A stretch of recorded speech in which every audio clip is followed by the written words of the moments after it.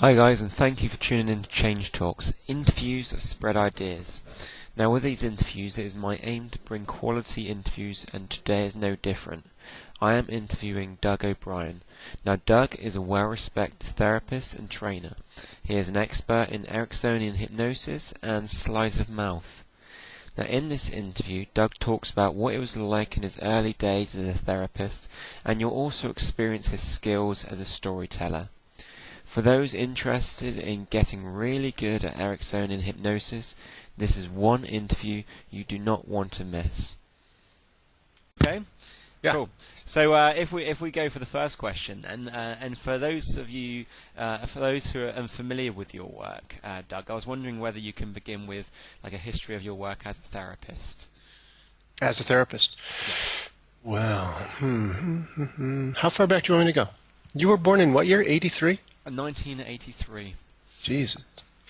Well, just when you were 2 years old. I was a veteran in this game. In 1985, I took a workshop from Tony Robbins. Now, golly, God, you make me feel old, man. I was living in New York City and playing music in rock bands, and that's what I came to New York City for.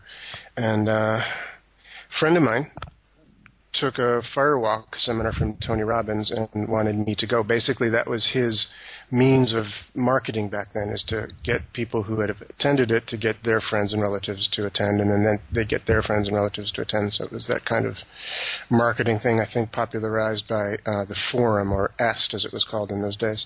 Right. So, I was eventually persuaded to go against my, for the record, disinterest in going. I didn't want to go. I thought, God, firewalking? Are you kidding? It's kind of new age bullshit, if you would pardon my expression. I just thought it was, because that's what he was doing. He was doing it at new age fairs and that sort of thing. He didn't have a book. And you valued your feet, I imagine, as well. Exactly. So, but I was persuaded to go, so I went, and much to my surprise, it was really interesting and amazing, really exciting in many ways to be able to, walk across those hot burning coals without burning myself, and also to learn a little bit about this stuff that he was teaching called NLP, because Tony Robbins in those days was an NLP trainer. And in the following weekend, the Friday night was the firewalk, and the rest of the weekend he really taught a basics in NLP class. And I was fascinated by it. I thought this stuff is really cool. And so I wanted more, so I started volunteering and getting more from him, and then I went to a certification course from Tony, and to my amazement, he brought people like Richard Bandler, who I'd heard of from Tony.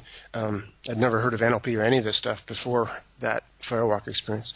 But he'd talked about Richard Bandler, and Richard was at the certification, taught for a day.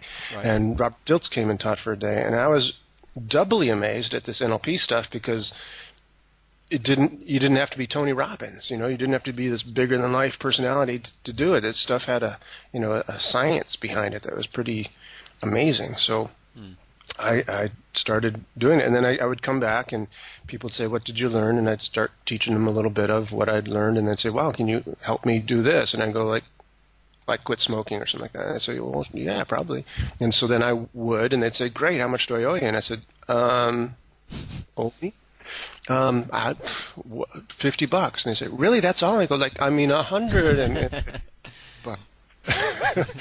And so gradually that kind of thing happened more and more. People would be saying, "Hey, can you help my friend John," or whatever? And I'd say, "Well, yeah." And I said, "How much do you charge?" I said, $150. And that's all. I said, $200. No, it didn't really go that fast. I charged $150 for many, many years. But that's basically kind of how it happened. I kind of segued into doing this stuff from being a musician.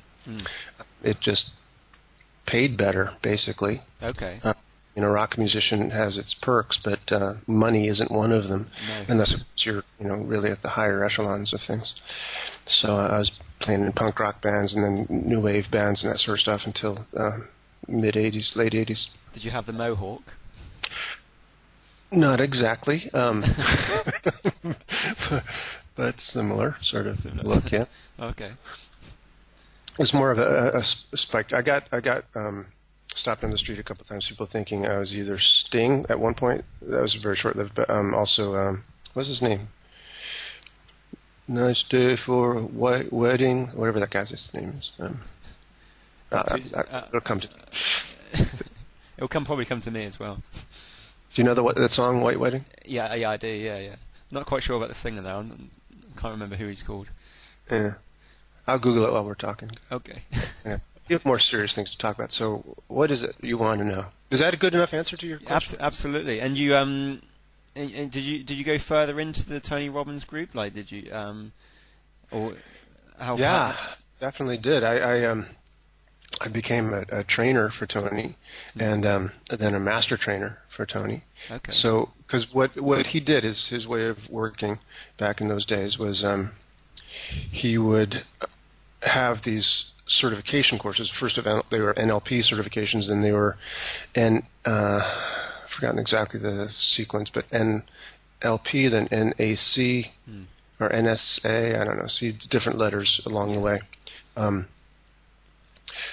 Anyway, he would get these large groups of people. He'd often get, hundreds or thousands of people coming to these things. And so in order to have any sort of semblance of supervision for these people who were taking these classes, they needed trainers, people to oversee groups of people. So there'd be 1,000 people in the room, let's say, and they divide them into groups of 50. Okay. So each of those groups of 50 would have a trainer or two.